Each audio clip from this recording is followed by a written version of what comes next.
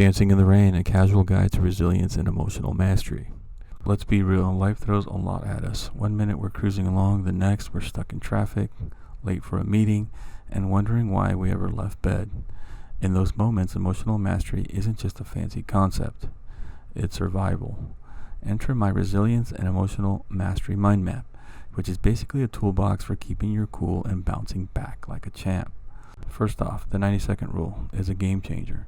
Emotions are just chemicals in the body, and if we don't poke at them with our thoughts, they naturally fade in about a minute and a half. So the next time you're about to explode over spilled coffee, try this. Breathe, count to 90, and just observe. Don't judge. It sounds too simple, but it actually works. And it keeps you from saying something you'll regret. And there's cognitive reframing. This is where you mentally flip the script. Didn't get the job? Instead of spiraling into I'm a failure, try what can I learn from this? It's like being your own coach instead of your worst critic. Reframing doesn't change reality, but it totally changes how you show up in it. Now let's talk about the emotional first aid kit. Think of it like packing snacks for your soul. When life is calm, prep your kit. Music that lifts you up. Notes from people who believe in you. Maybe a smell that reminds you of home. When the emotional storm hits, you'll have a go-to stash of comfort. Of course, sometimes we get stuck in our heads. That's where breaking rumination cycles comes in. You know the drill. Replaying that awkward moment for the 100th time. The 5-3-1 technique helps. Name 5 things you see. Spend 3 minutes doing something engaging, and take one small action. It's a clever way to pull your brain out of the spin cycle. Speaking of overthinking, ever felt like everyone's watching you mess up? That's the spotlight effect. Newsflash, no one's really paying that much attention. They're too busy worrying about their own stuff.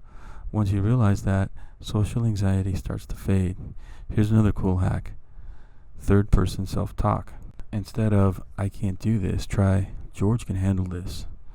It creates a weirdly effective distance, like you're advising a friend instead of drowning in panic. And let's not forget the trap of toxic positivity. Just thinking happy thoughts isn't enough. That's why mental contrasting is so smart.